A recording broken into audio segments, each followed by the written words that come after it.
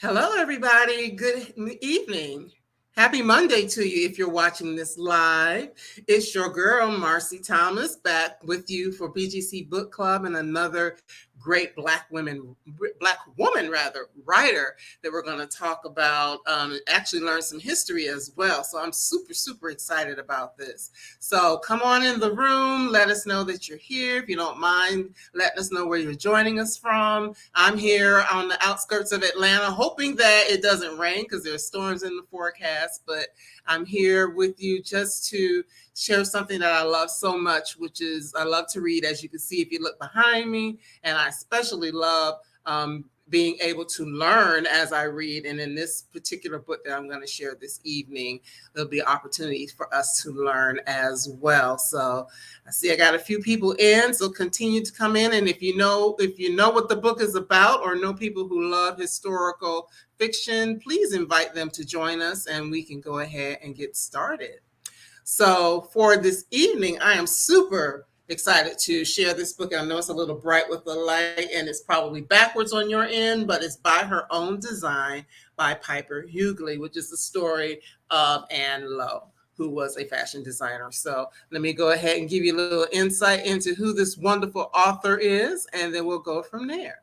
So Piper is a professor at Clark Atlanta University with a remarkable grasp of African American history and its unsung heroines.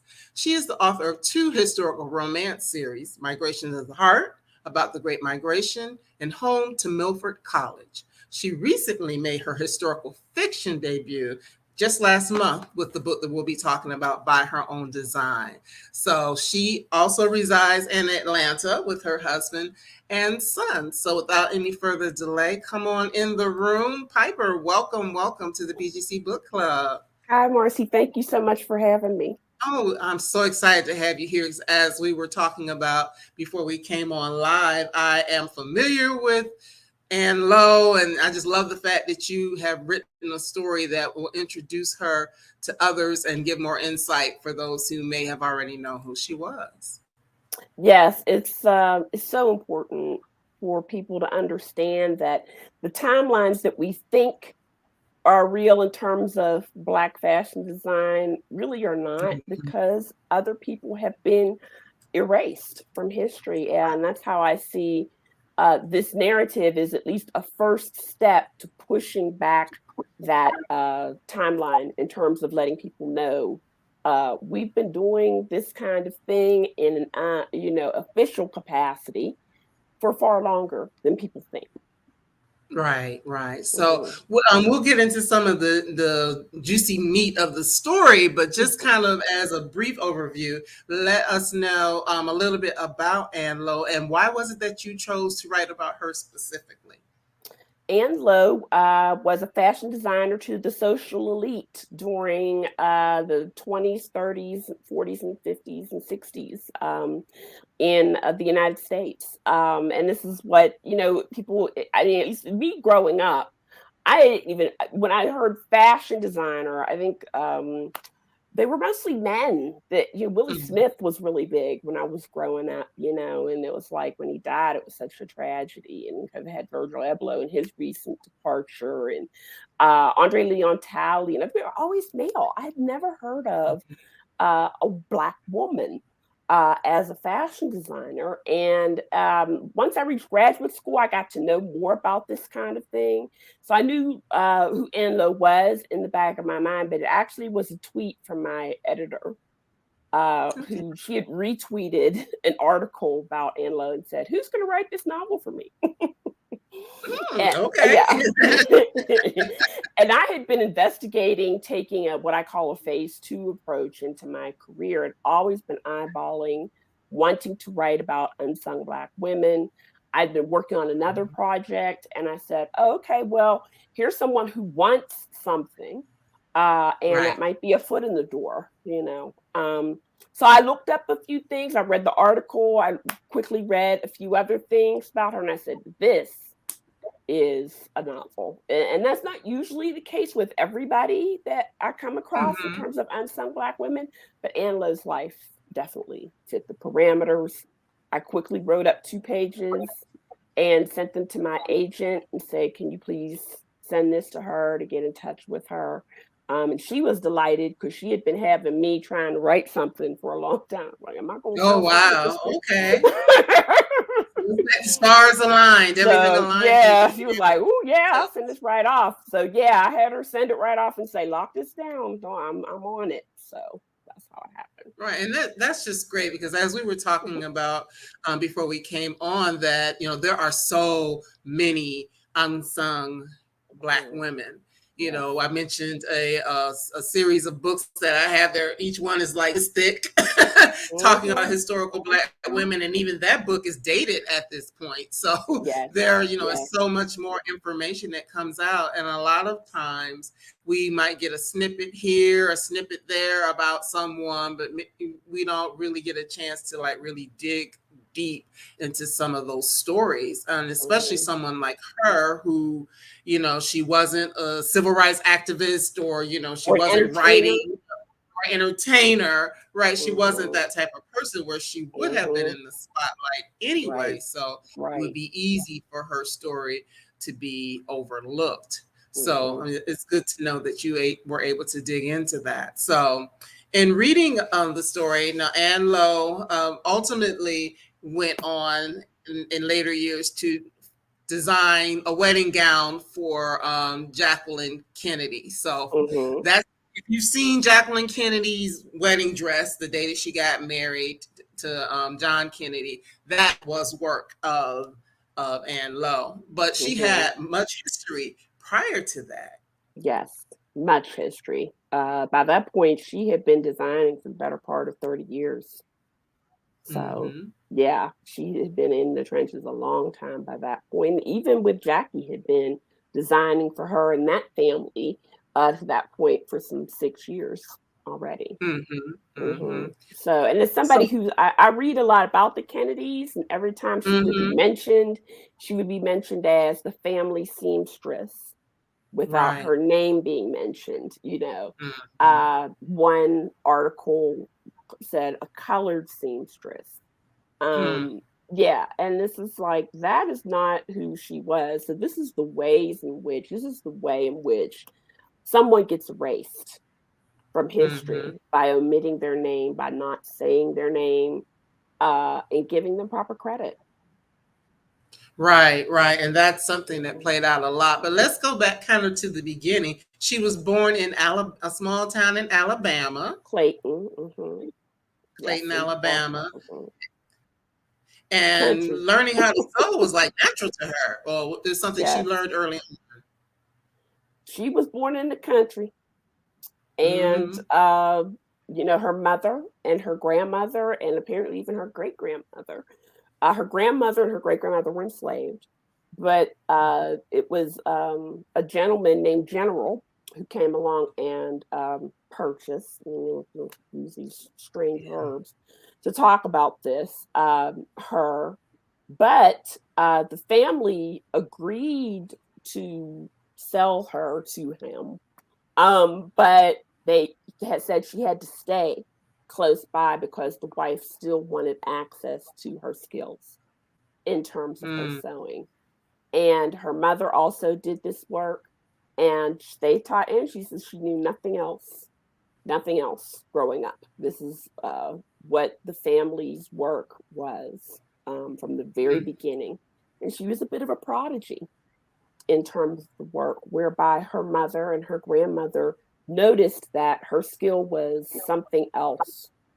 Her mother and her grandmother designed dresses for the very elite ladies in Alabama, the wives of the state legislators, and designed for the first lady of Alabama.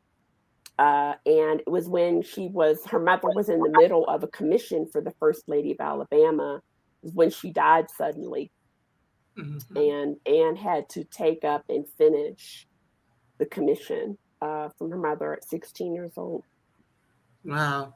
And that's just so Mhm, powerful to think that. I mean, number one, just the fact that I think a lot of times in some families, there might be skill sets that don't necessarily mhm, get passed down, Wow. or whether it's a My recipe or whatever it is. my father is a trained opera singer. My mother also sang with him. Do you think I can sing one note? They love me anyway, is what I They love you anyway. say. Right, right. But but just thinking about that with Anne at at such a young age, and then she had Mhm, a very specific skill that helped mhm. her to help them, which was well, I'll let you tell it. What for Anne in terms of what she was able to do, in terms of Mhm, envisioning like these one of a kind, the fashion world uses the term bespoke custom creations, that everything that she did was individual and reflected her artistry. This is why her gowns, the ones that we have left to us, and there may be more in people's attics, um, mhm.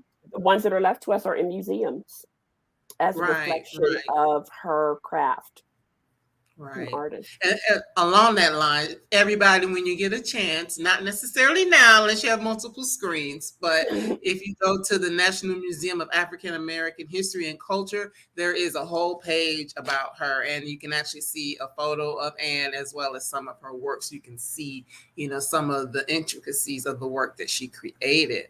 But what I loved is specifically learning how to make flowers. Yes. Just her learning how to make flowers is almost I think it's like she did it herself. Like I said, she's a bit of a prodigy. So just using the scraps that her mother and grandmother had from these beautiful dresses. She just would fashion these flowers, these floral touches that she would make and sell. And apparently, she was like 6 years old when she started doing that, and she was 8 when she started making dresses and things. Mhm. A bit of a prodigy in terms of that. Definitely. And one of the things in the story that interested me is like there was a certain, even with her family, was a certain path that they were trying to push on. Oh, learn how to, make a quilt, learn how to do this, do that. But Mhm, she's mhm. like, I want to do this. I'm good at this. I want to do Yes, this. exactly.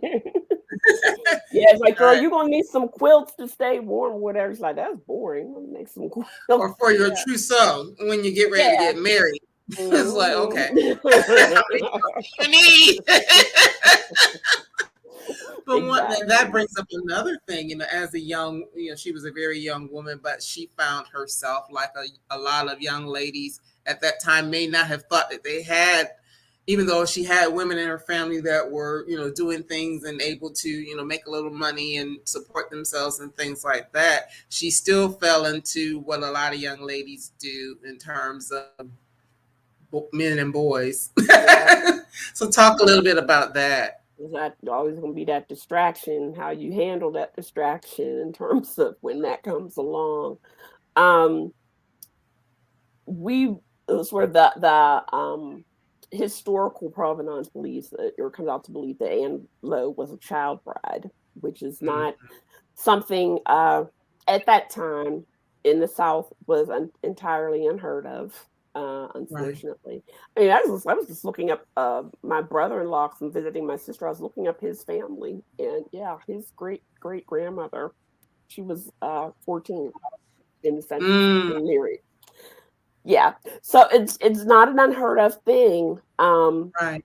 And just the reason that the sort of the posited as part of my fictitious novel was that she was eager to move to a higher class of making dresses, and wanting to do Mm, what her mother and her grandmother did, and that she just showed them somehow she was grown, and, mhm, and mhm, so this dude comes along who is listed in the 1910 census as a tailor, mhm, and the words that Ann Lowe said was is that he didn't want her to sew. But my thought mhm, was that maybe he wanted to use her and to use her talents for his own end.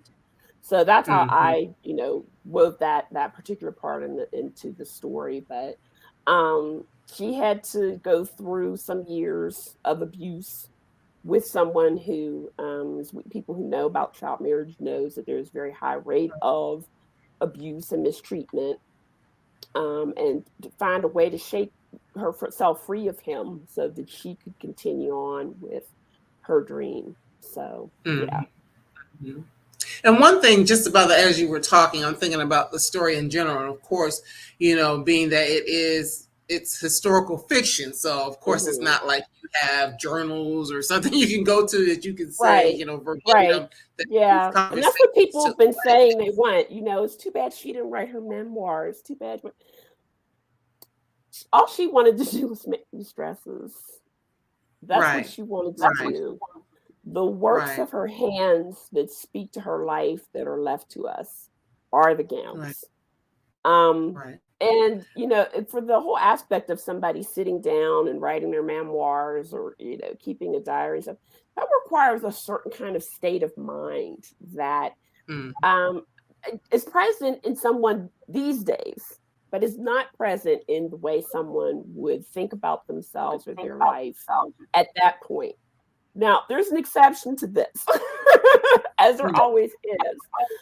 Zora Neale Hurston, who grew up a couple of counties away from Ann Lowe, and at that same time, she's a contemporary of Ann Lowe's, of course.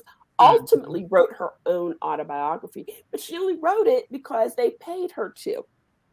right, There's, right, in terms of us, we have a thing in terms of our inner lives are private, because so much of across the generations, in terms of having been enslaved and the use of our mhm, labor in such an unjust and unfair way, we have a thing about our lives remaining our inner lives. And I think what we talked about before I came on, I think that's why I've had a couple of Black people kind of look aside at this book and say, well, how does she know? And mm, who does she think she is? Trying to tap into Ann Lowe's thoughts and stuff, which is fair. But as I'm saying, how else are we going to get these stories, these narratives of these women out there in the world for people to do further examinations of right, their lives? For me, this is just the first step. There needs to be textile scholars coming behind this, doing more mhm. work to talk about her artistry. And the ways in which that happens, it happens through historical fiction. So that's where I'm coming Right. I from. mean, because at this point, that's what we have, and because there are, I know that a couple of articles, maybe something where she was featured in a magazine. I think she was in the late '60s, early '70s. She might have been on a television show once, Yes. Yes. So we kind of pick up things from there. But the whole point of it is that she was like a well kept secret, That's it. which I find, Yeah. very, very interesting that, she's working with, dealing with these people who are at very high, very, very high levels of society. Because I mean, if you are, doing things for the governor or the wife of the governor of your state, or Hmm. like she made a dress for Olivia de Havilland, Hmm. who was in Gone with the Wind, the fact of even Hmm. being able to create a gown for Jacqueline Kennedy and her Hmm. family. You have to be at a certain level. They're not just going to go into anybody's neighborhood looking for some Black Exactly. person who can Exactly. sew.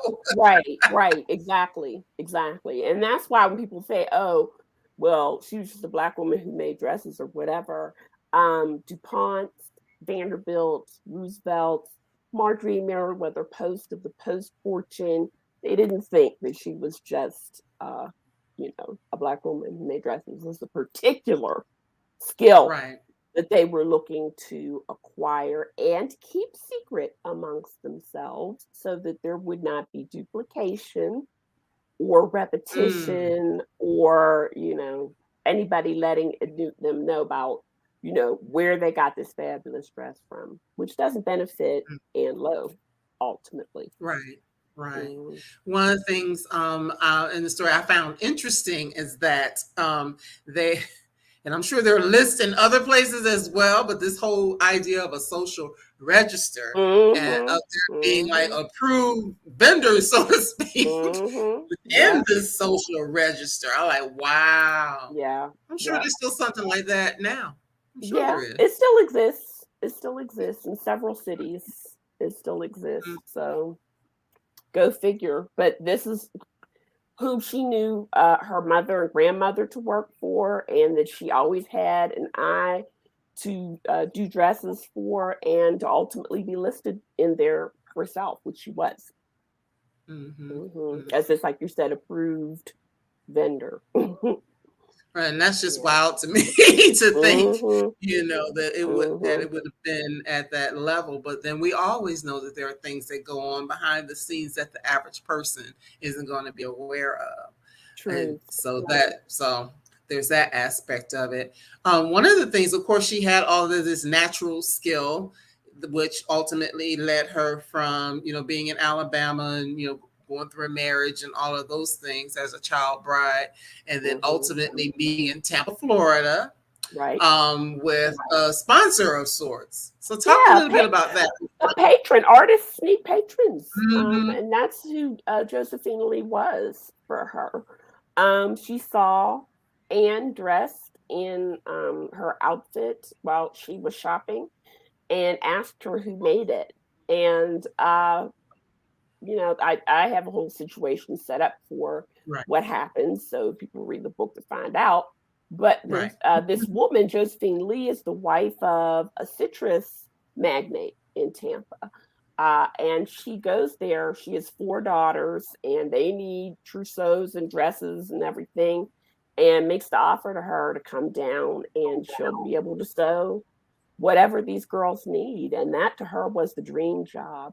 But this woman, Josephine Lee, believed in Ann Lowe's talent to the point Mm-hmm. where it wasn't that she was intimidated by it or jealous of it or tried to keep it to herself. She Mm-hmm. really sought to help her get spread herself. And this is early on in her career before she goes to New York, in terms of that. And she invests in her. So yeah, I think it surprised some people to see, but that's just the way I thought about it, and I think that's the way that Josephine Lee thought about Ann Lowe. This is an artist who needs a patron, and Mm-hmm. that's what she went about, how she went about doing it, supporting her. Right, and that's just something because I mean, if you think about it now, you hear of artists in different forms of art. A lot of times they do have patrons or they get a fellowship Hmm. or all these different Right, things that allow them the opportunity to really pursue their art. Like I'm thinking of right, MacArthur Genius Grant, for example. right, Things exactly. of that nature that help people to continue whatever it is to learn and grow and have time and space to focus without having to worry about holding out a day job or whatever at the same time. Exactly, exactly. Because the struggle is real. Mhm. So, Yeah, right. So that was interesting. And then, of course, with her going to Tampa, there were some different things that she had an opportunity to do. But one of the biggest was and her first chance to go to New York and to mhm. learn more and talk a little bit about that because I was like, wow, Well, New when she York got. is the fashion capital of the United States, right? So this is where you go. This is Josephine Lee was saying. This is where you need to be, and that if someone is an artist, they should go to school. They should have that Mhm. opportunity. And that's one of the reasons or the ways in which Josephine Lee supported her and went there to design school, where she's promptly told, "Who do you think you are?" Right, Trying to come to school up in here. And it's important to note that this is in New York City, where right. everybody's believing the North is all good and wonderful and everything. That It's this not kind true. of bigotry happened to her in New York City. So, yeah, and so again, more in terms of the book and what it does, but the way in which she manages to get around that particular roadblock, and to get what she came to get in terms Mhm. of her education. A lot of people talk about it as, oh, isn't it sad or isn't it tragic? And my thing is like, let's shift the focus to what Ann Right, Lowe did, right? right, In terms of showcasing her excellence and continuing to do what she needed to do to get what she needed to get, in right. terms her resilience and her strength in such a moment. And so, those of us who are going about in the world and we're dealing with microaggressions, Mm-hmm. every day, Mm-hmm. in terms of, think about what Ann Lowe had to go through in terms of Right. that's the kind of thing that I think, okay, I'm okay, because wow. Yeah. Right, because that's one of the things that I was thinking about in reading her story. Well, two things. That's one of them. The fact that a Mm-hmm. lot of times as Black women, we have these great, we're brilliant, Mm-hmm. whether it be the things that are coming out of our head or the things that we're creating with our hands. We have all this brilliance. And many times we can be in spaces where people want to second guess us, where people Mm-hmm. want to find Absolutely. ways to keep us down or push us to the back, well, you don't Mm-hmm. really know or you can't really do. And then when they Yep. find out that you can, it's like, oh, Mm-hmm. now all of a Exactly. sudden That's they want to try to exactly it. grab a hold to it and, Mm-hmm. oh, like Mm-hmm. you really are good or you really are smart. Mm-hmm. Exactly. Like you're an exceptional Negro. it's just so Mm-hmm. interesting, It and really is. It's that something, happens honey. in the real world. That, I mean, even now, those sorts of things happen. That, and the fact of, we mentioned it earlier on, but how she was creating all these wonderful, beautiful gowns, but she was not being acknowledged for it in Yes, many cases. exactly. Exactly. Because the first thing, whenever somebody's asked, who did that, the name should come out, right? Someone's Mm-hmm. name. And that's not what happened for her in Mm-hmm. terms of all these wealthy women of the social register. It's like they wanted to keep her name amongst themselves and to themselves. So yeah, she didn't get early on a lot of the credit that she deserved, and it really wasn't until the 1960s that you get people finally coming to a realization of what her contribution was in terms of fashion. Mm-hmm, mm-hmm. And she made, like, as I say, everybody, I would suggest you go and look at some of Ann Lowe's designs. Read the book, of course, but go Hmm. and look at, on some of the places online where you can actually see some of her work. I mean, it's beautiful, intricate work, Hmm. that she Yes. did, for those, because you figure these socialites, they're, making tons and tons of money. So yes, they can afford whatever, that maybe that's the average person. And she really didn't even want to cater to the average person initially. Yeah. There was some change later Hmm. on, Yeah. but Yeah. that was just what she wanted to be able to do with her skill, because she was not just a seamstress or not even just a Hmm. designer. She was really an Hmm. artist in the way Hmm. that she created Exactly. her work. And one of the other things I was thinking about in reading the book, because she liked to, or should I say, make things to really fit the woman, and how the Hmm. undergarments and everything were inside of Yeah. the clothes and all those sorts of things, so that things that she created were like built to fit, almost like a second skin to the Exactly. people. I thought that was really interesting. Yes, exactly. Because she knew all of that would impact the way the gown appeared and flowed and draped and all of that. And she paid attention to all of that. It's amazing. So that's when I say brilliant, really brilliant. Hmm. Yes. Yes, indeed. And Very brilliant. Mhm. changing with the times, because you figure she started in the 20s and was still creating up into the 60s, maybe even the early 70s, and so she had to Mhm. be able to shift with times as well. Yes, exactly. Exactly. Yeah, that was my insight in terms of what she was as a woman of some years, which was an interesting thing that she managed to live so long for someone of her time and her circumstance. There was a lot of thought that her small stature was due to the fact that those early years in Alabama, she probably was malnourished. Mm, That she managed to still create and lived a long time into until 1981.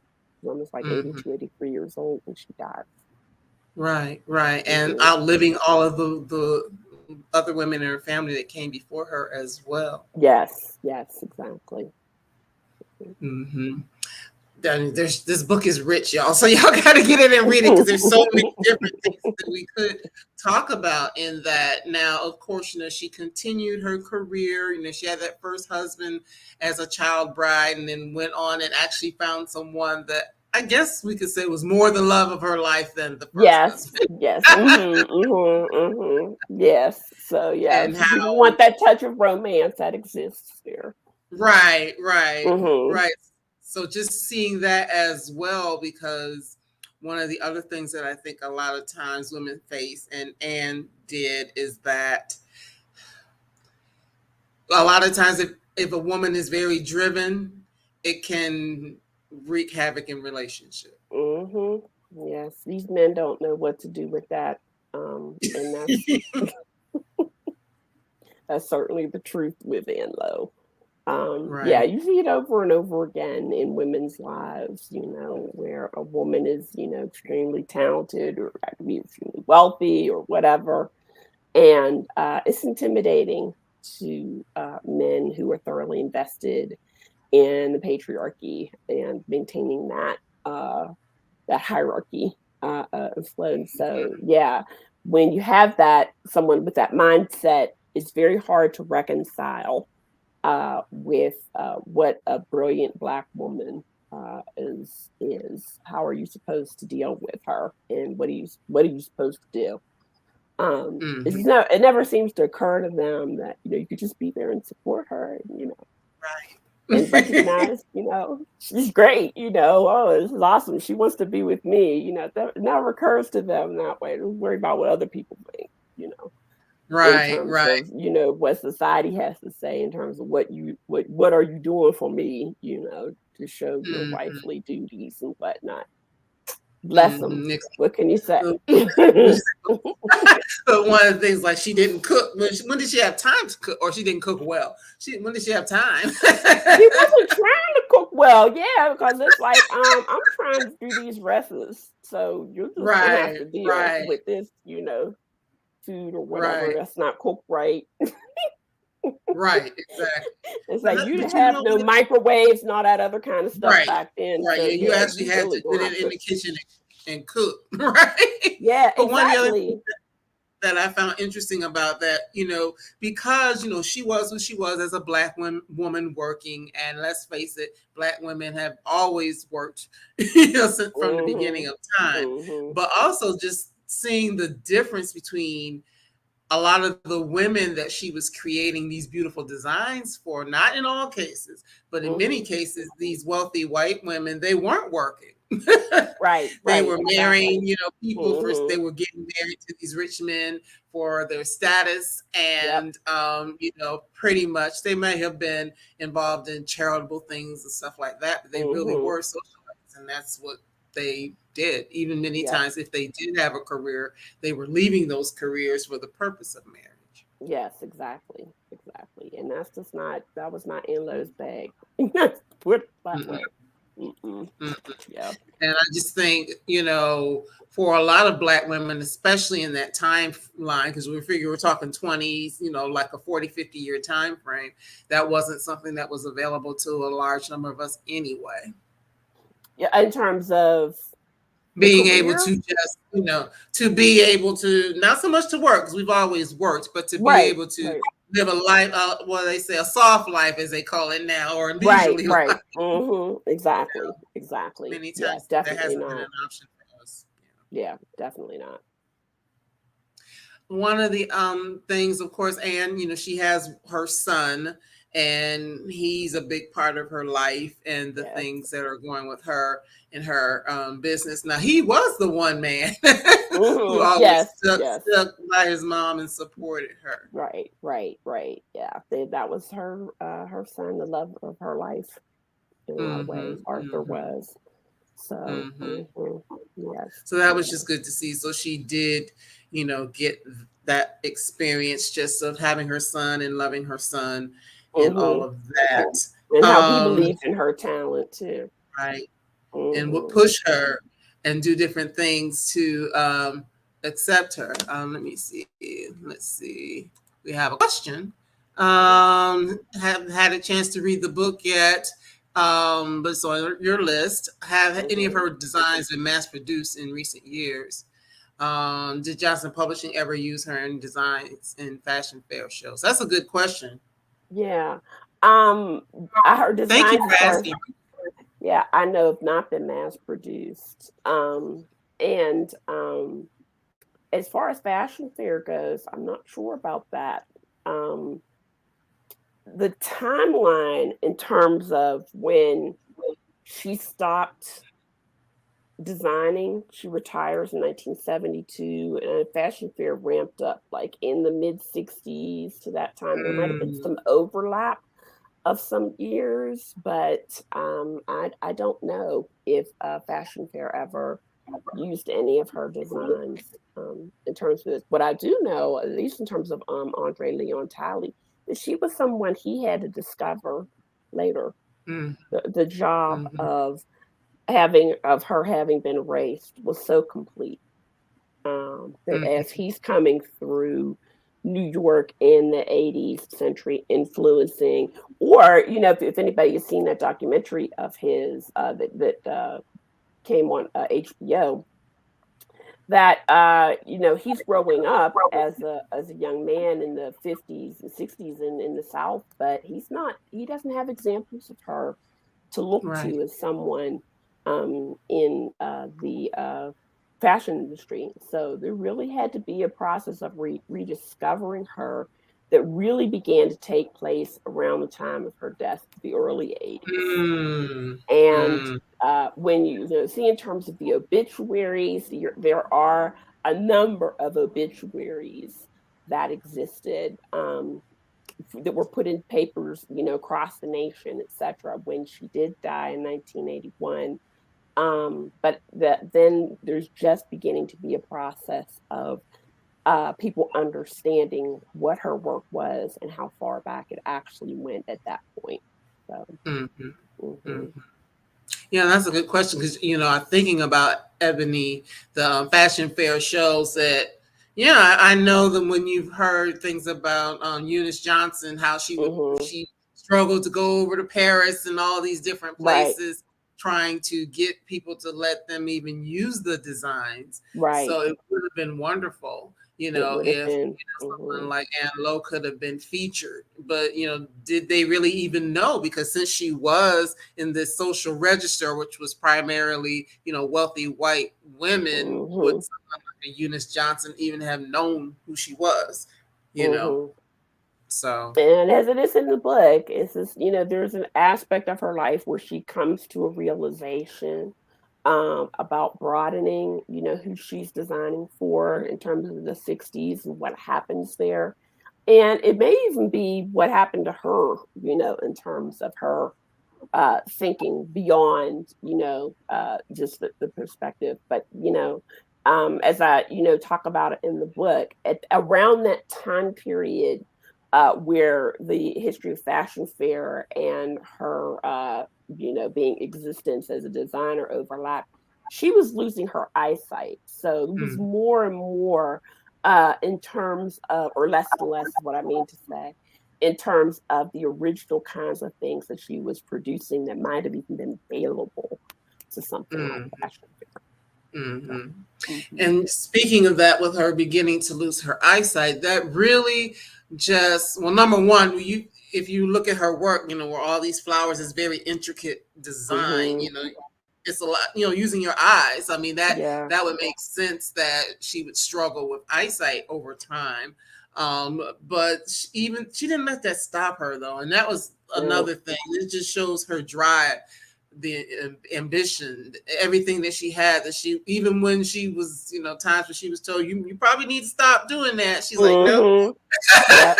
I I'm mean, gonna keep as I say, when you lose an eye, you have glaucoma in the other eye, and you still are going on. I mean, it's yeah, right, it was right. something and that and meant so much to her. finding ways to work around that, and and training up others who could assist Yes, her and make sure that she could still continue to work, and and create these gowns and things like that. So that exactly. really says a lot, because a lot, many people, when they encounter struggle or challenge, they might be like, oh well, maybe I'm not meant to do this any longer. But she never took that.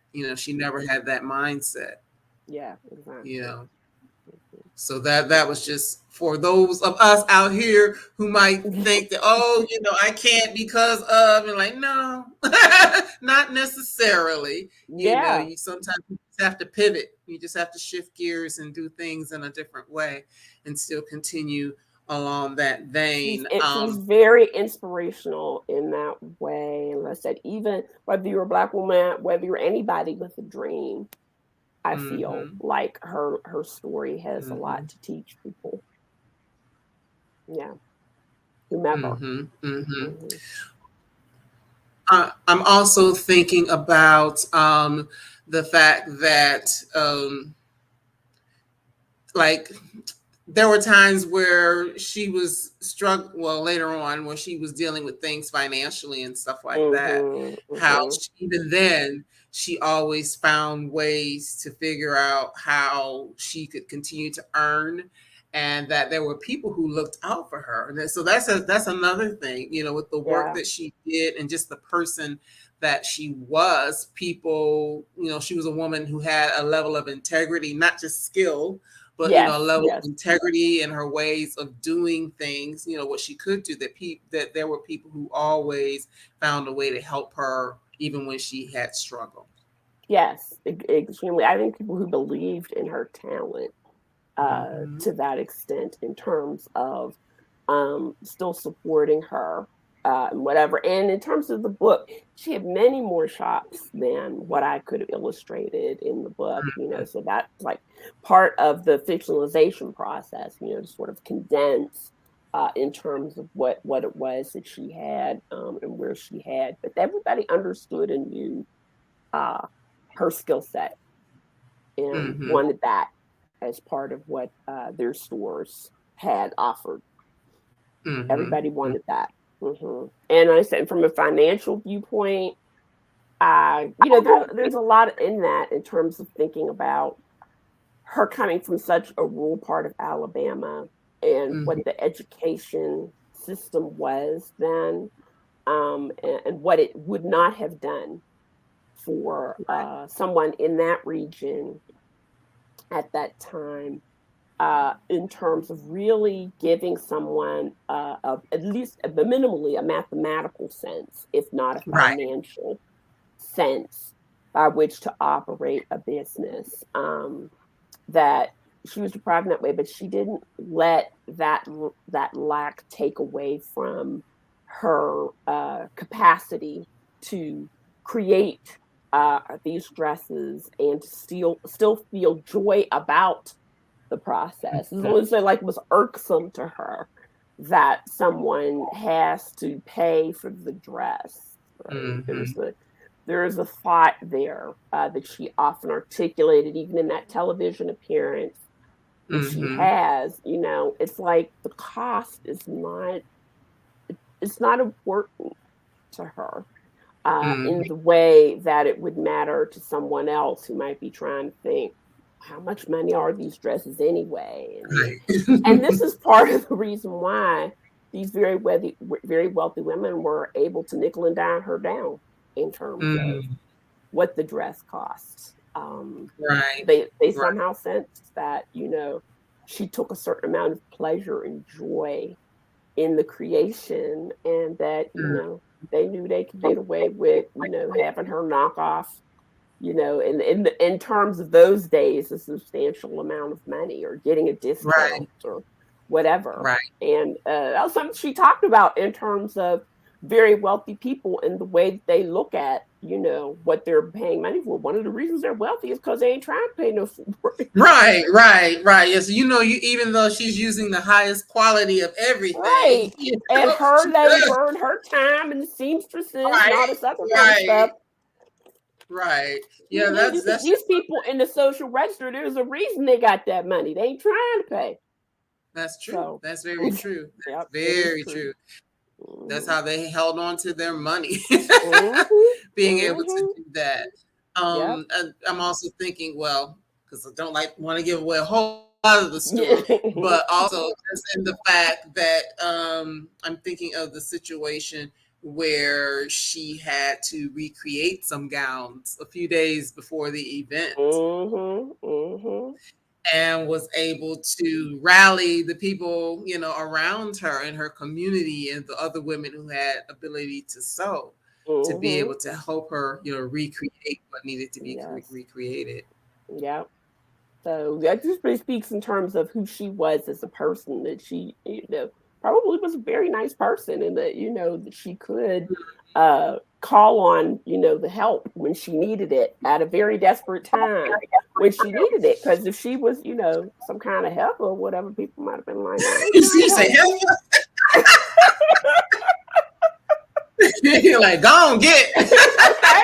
I ain't trying to help you. Get on out of my face. It could have been like Right, that. right, Yeah, right, so that right. tells you a lot about somebody.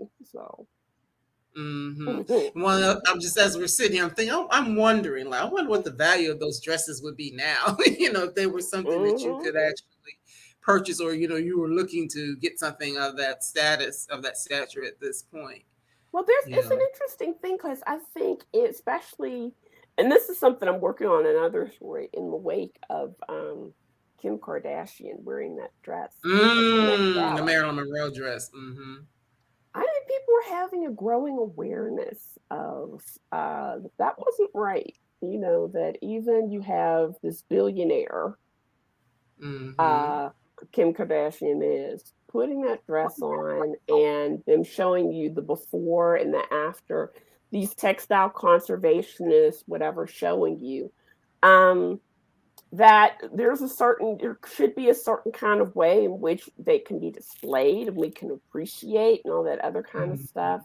But like Mm-hmm. just putting them on and traipsing around might not be the thing. That people want to do. So I haven't seen anybody talk about any of the Ann Lowe dresses that way. I do know that as far as Jacqueline Bouvier Kennedy's wedding gown, which is not on display in the Kennedy Library, it's a paper duplicate that is actually on display. That they took it off of display. It's 50. It was made Mm-hmm. out of 50 yards of ivory taffeta, and Wow. having the dress on display on a mannequin, having it hanging for all of those Yeah. years was doing Yeah. damage to it. So they Makes put it sense. away and made this duplication for display purposes. But for the 70th anniversary of their wedding next year, the Winterthur in Delaware, they are going to be doing a recreation.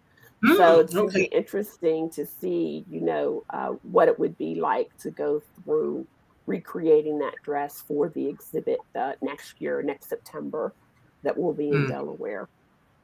Well, that's I something. know. I'm glad they didn't ask me. I can't sew nothing. So. Well, I actually have a sewing machine and can't Do sew. you? I need to Okay. start.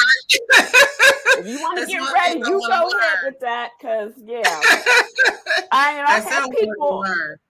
I've had people who, seems just ask me about that in terms of what that meant to be in Anne's headspace as a seamstress. Whoever. My mother was a very excellent seamstress, so that's what I really tapped into, was being her little company while she was sewing.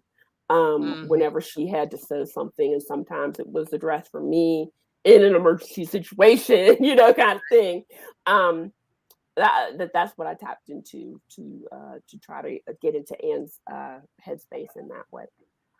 Mhm. So Yeah, that's that because you would kind of have to see yourself as her because as we were talking, already stated there, it's not like you had journals or anything that you could go yeah, back to yeah. and Um, see what she thought. So you just kind of have to Most take the information particularly for that you Black women, we don't have that right. going on. We don't have that in We don't most have. We didn't cases. have the time. I Mhm. mean, when you think when you see in the book the repeated macro and microaggressions Mhm. that this woman suffered, and and in one particular instance, it actually was worse than what I Mhm. depicted in the Oh book. wow. Okay. Yeah, Okay. it was actually worse. That really makes you, it at least makes me, in awe of her resilience. For somebody to have been in that headspace at that time and still feel like they have something to bring to the table, that they feel themselves worthy. I mean, anything about an entire society, which then and now still conspire, right, to make Black people feel less than. Yeah, as someone to sit down and write about themselves, it takes a lot of a jump for that to happen. So, but Zora Neale Hurston had it. Right. If you and one of the things, I'm all right. So it's like, right.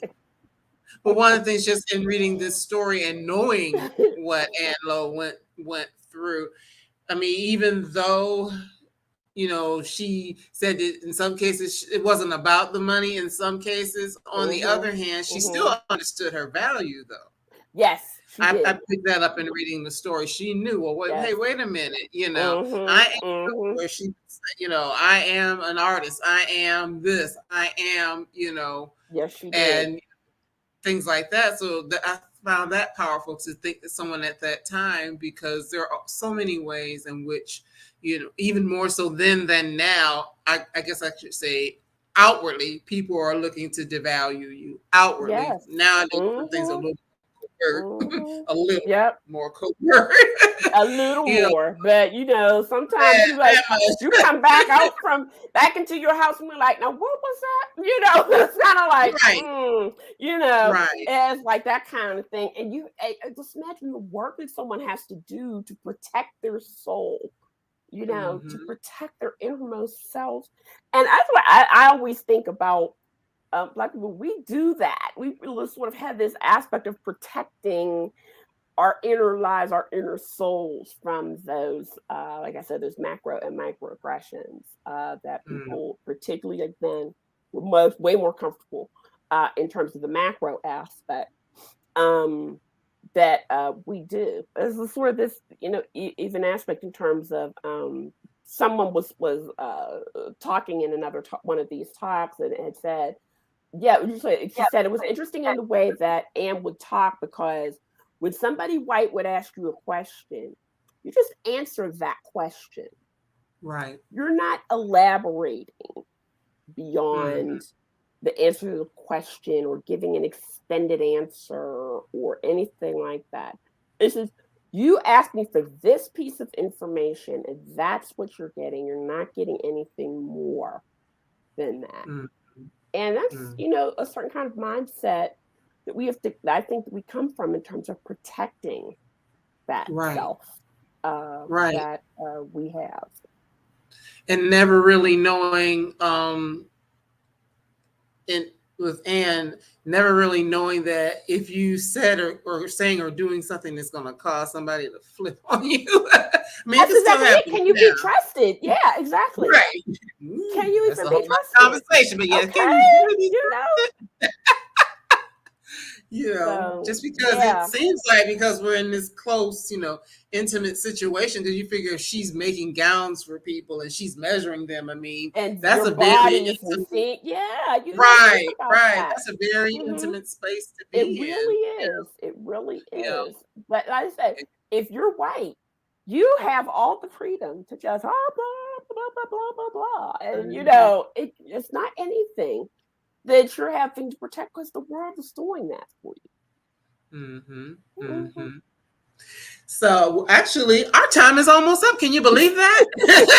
We've been having such a great conversation talking about Ann Lowe and her artistry, and the ways that there are things that happen in her life that are still happening, with us, the parallels and all of that. Some resonance, true. So I'm not. I think the exhibit at the Metropolitan in the Met in New York, that might not still be there, but I was there till the 5th of September. Oh, okay.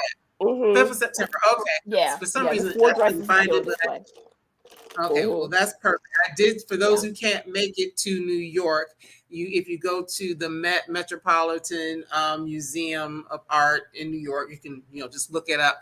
There are some of the pieces that are online that you can see, view them Mhm. virtually. And as I already mentioned, the same with the National Museum of African American History and Culture, just so you can actually see some of the things that Ann Lowe created and just the beauty of what, her artistry. And Piper, I thank you so much, for, seeing that tweet and responding. And then, doing your due diligence to do the research and to learn Mhm. all that you can, because this is a powerful woman that more people need to be introduced to and know Yeah. about. Yeah. Her work, her life. Like many, Black people, we have been through a lot of things, and our power to press on and to be resilient and to know who we are and understand our worth, even when people are trying to deem us unworthy. I mean, there's just Yes, so much there within is. this story and within her and Lowe's story. So, Piper, I thank you so much Thank you for so much writing for it. having me, Marcy. I Yes, appreciate I it. enjoyed reading it. I, Thank I, you. I do have a friend at work who loves to sew, so I'm going to make sure I share a copy with Oh her. So, yes, hey, yes, you know yes, about this please. lady? And she's from England, so she might not know about her. So, Yeah, she might um, not. Yeah, that's I appreciate that. Yeah, spreading the word in any way possible. Yeah, and like I said, and people are like, oh, she wants that, for money, whatever. It's like, no, I want people to know about this woman. I want us to at least be talking about her every February and March. It's not beyond that. That's where she right, belongs, in my right, opinion. So, and like I said, it's just right. the first step. Somebody else is going to take up the baton and take it from here, so that she is included in history. That's where she belongs. Hmm. I do have one last quick question, though, because of course Mhm. I can imagine it's a challenge to take real people and tell their stories. Mhm. Were there any people like, does Ann Lowe have any descendants or anybody that you're Mhm. aware of? Okay, okay, Yes, yes. After the book is published, because I had been looking while I was doing my yeah. research, but I could not find them because I knew that Mm, Arthur had a daughter, right, and that at least that daughter had children, but I right. couldn't find beyond Audrey. Audrey, the granddaughter, died only in just 2017, Okay, and she okay, had a boy and a girl, and they are still living, and they have descendants too. The other sort of in terms of that, so they have stuff in okay. terms of pictures. They showed me the agent for the family showed me a picture of Arthur holding Audrey. Because while I Oh, wow. was doing the research for this, I had never even seen a picture of Arthur, so it was great to finally Mm, get to see a picture of her beloved son, in terms of that. So yes, there is a family, and they are very okay. proud, as they should be, of their ancestral All right. Well, that's good to ancestry know. And tree. hopefully, with Mhm. their help, and as you said, this is a way for people to be introduced. Hopefully, with their help, we can begin to learn more and more and more. Because I just think that that is important, and it is inspirational, no matter what it is you may be doing, whether it's in the world of Exactly. fashion or other things. Because even today, you don't see a lot of Black women when it comes to what's considered high fashion. Not Yeah, not as exactly. creative. And You know, we need more of that. need more of it, for We need sure, for more. sure. Mhm.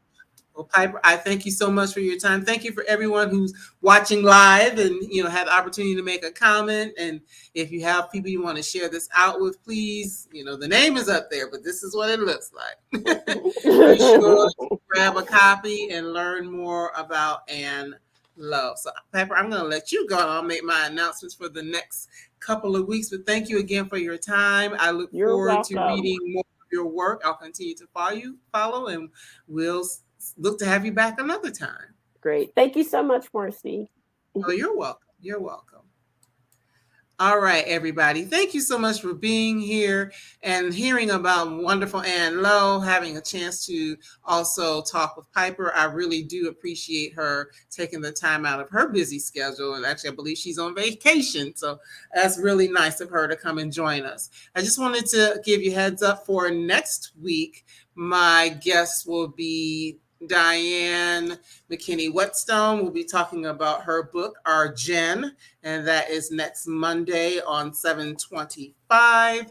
And then the week after that, actually, there's a surprise that I'll be telling you about probably within the next few days. But our next full interview will be on the 2nd, which is a Tuesday, with Kimberly Lawson Roby to talk about her new book, Sister Friends Forever. That, as I said, that will actually be on a Tuesday, but there is something special coming up on 8/1, which I'll share with you guys a little later. I'm sure you'll be excited to hear about a special conversation that I will be having with someone that many of us know and love.